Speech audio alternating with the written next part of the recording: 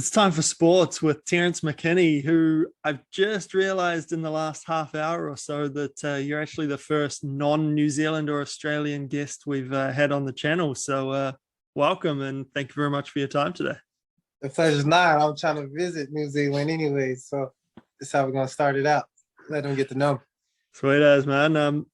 We'll just start at your upcoming bout on November 2021 down this end of the world against Fares Ziam.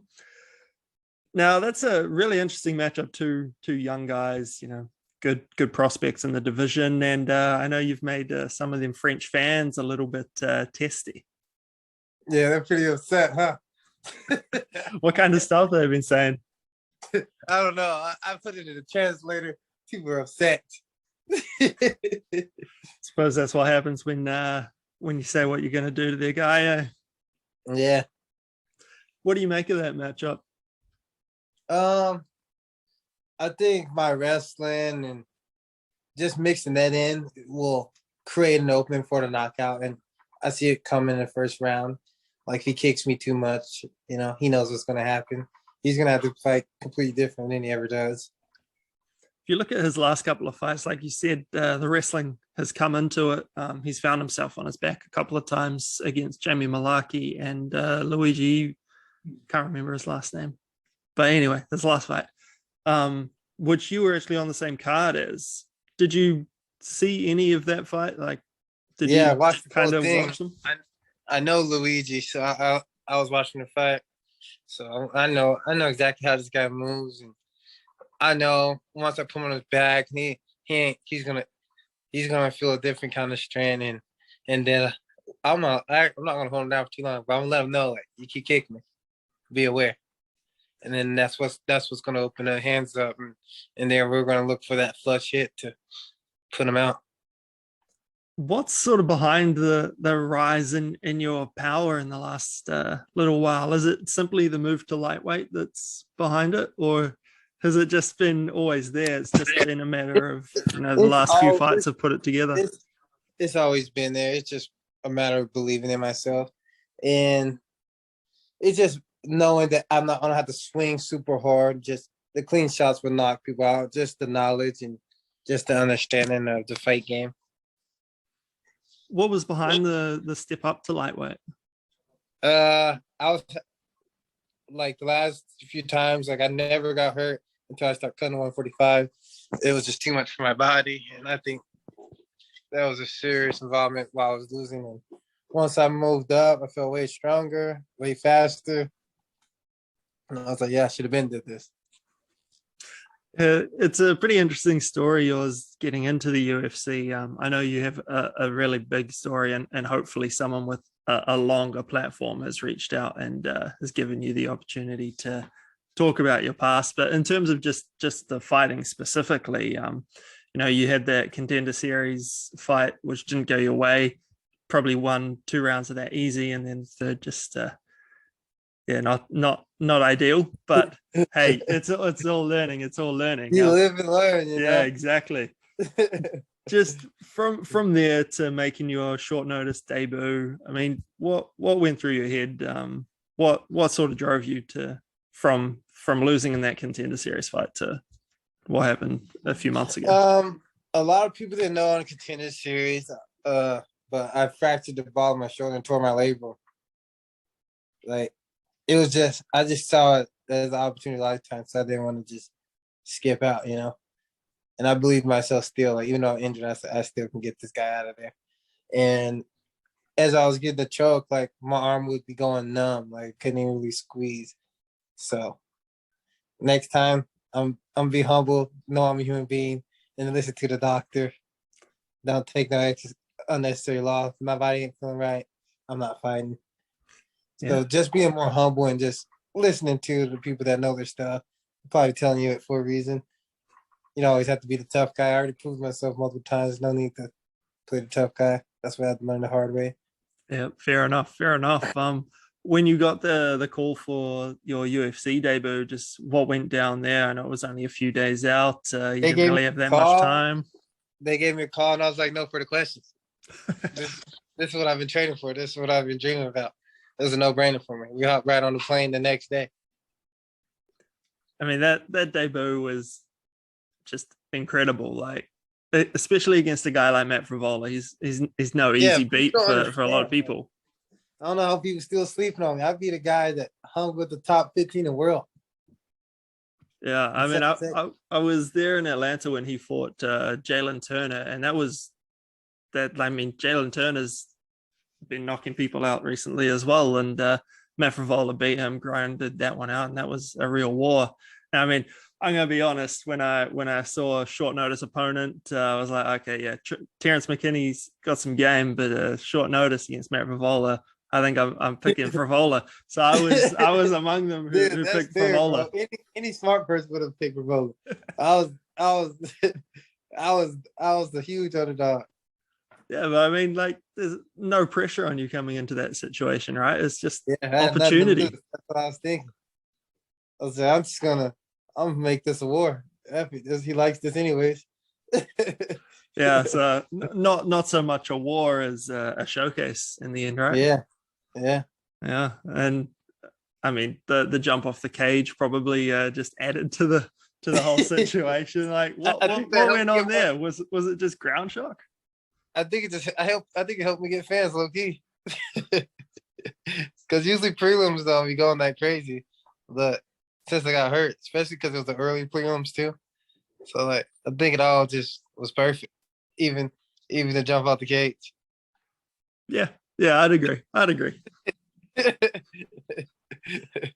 know Israel Adesanya was fighting on that same card in the headline fight, and I know everyone sort of made a comment about how you said you had waited so long just to try and meet the guy.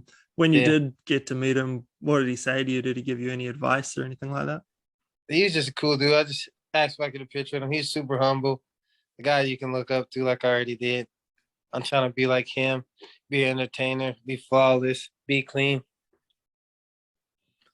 And for your fight next weekend, Michael Chiesa is also fighting on the card, which has to be pretty nice for you with one of your teammates and a guy you've known for so long to be fighting the same night. Yeah, it's a huge honor, man. Like I tell him I want to be in UFC since I've seen him get the job done, and now I'm fighting on the same card with him. Like it's crazy. How has the work been in the gym? I mean, for I mean, this is like your first opportunity for a full camp in the UFC. How has everything been going? I actually switched gyms a while back, but I'm with Warrior Camp, and we're working the stand up, man. We're gonna show people that I hang with anyone in the strike department. People gonna know I'm a world class athlete, and that's what I'm looking to show the world. Like it's probably the strongest and healthiest I've been. Cause I got a full camp. Like I don't have to do no extra work, no nothing. Just train. I saw your interview with JHK, and you said you hadn't done like any sort of you hadn't lifted like in the past. This was your first camp you've been lifting. Yeah, How's that been for you? good. I got kind of big. I'm like, I don't know if I'm ever gonna lift again. I get too yoked. Like the weight cut about to be ass next week once it gets serious. How is the weight sitting at the moment? Good. You know, we got like 15 to go. That could Not be too. worse. That could be Yeah. worse.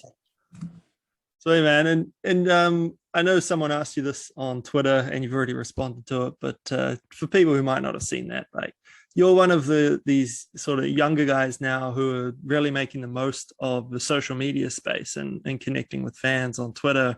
And personally, I feel like that's a really good way to help build your brand in the sport. Is that what's behind it, or is it just a case of if anyone wants to talk to me, then bring it on? Look, I got ADHD. I love talking to people. And and I tell them we're all God's people. You're my brother. You're my sister. I'm here to show you guys love the same way you guys do to me. It's only right. Yeah, Like fair enough. I mom know says, you. my mom always telling me respect's earned, not given. So if they respect me, they earn my respect.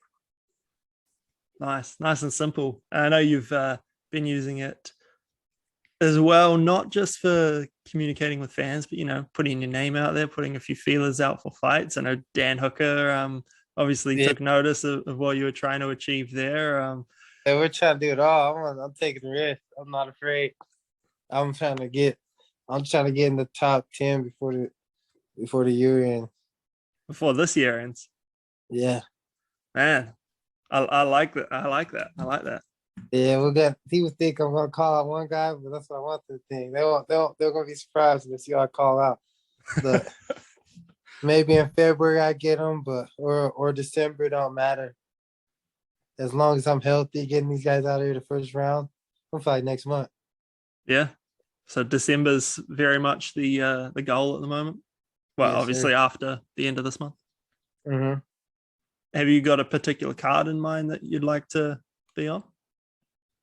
I'll try to get on any card I can, but if not, I heard they might be doing the card in Seattle, and then I want a ranked opponent for that, and then I'll just train into them.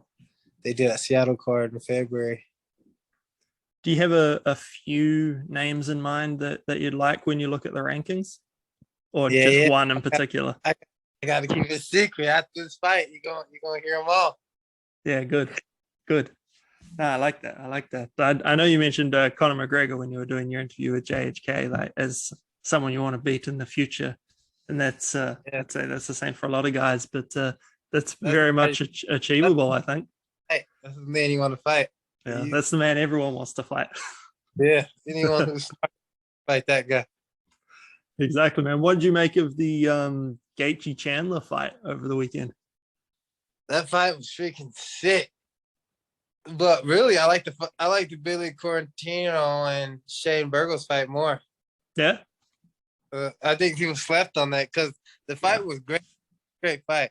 But those guys threw strikes every second fight. I don't remember a time where they were just sitting still. Like yeah. I felt a little bit sorry for those two having to follow Gaethje and Chandler, like two exactly. two It was fight of just the nights. more intense because they're so powerful. They're powerful people. Mm. Like people get rocked like every second. That made it way more crazier. But those guys did not stop fighting not 1 second. That was intense. I just wish it wasn't right after, so it didn't get the love it really deserved.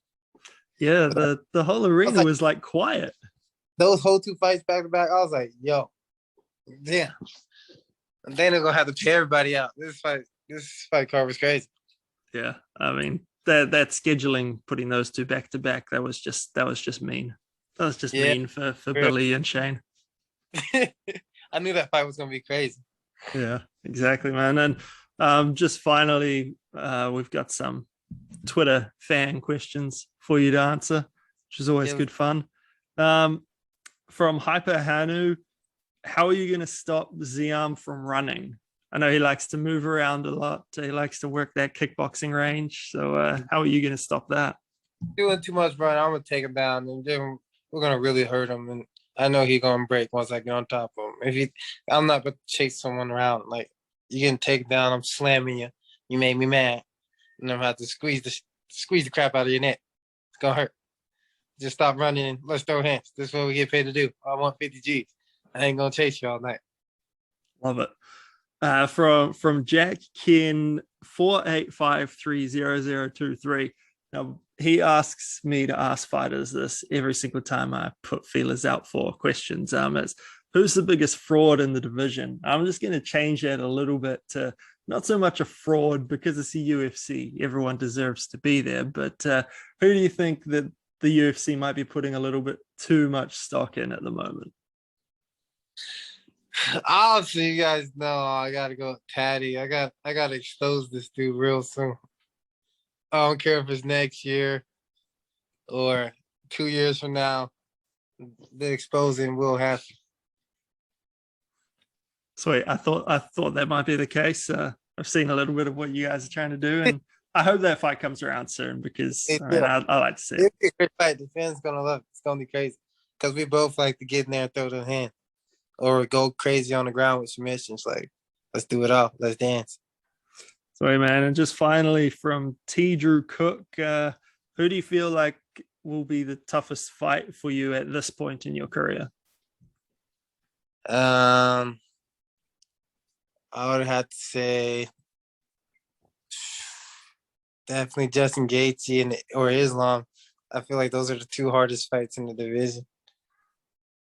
Sweet, yeah, easy, man. Well, that's probably all the time I need to take off your hands, and I guess just lastly, between now and next weekend, what does the schedule look like for you? How when does everything start tapering off, and you start rolling into fight week prep?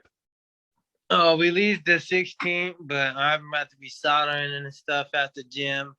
We're gonna really start trying to get to at least 165 before I take off on a plane. Sweet, that sounds like a good idea. Weight cutting is shit. Yeah, I was leaving 10 pounds, so just move. Sweet as, man. Well, I'll let you get back to it. Thank you very much for your time again, Hey, and thanks, brother. no doubt we'll catch up soon. Later.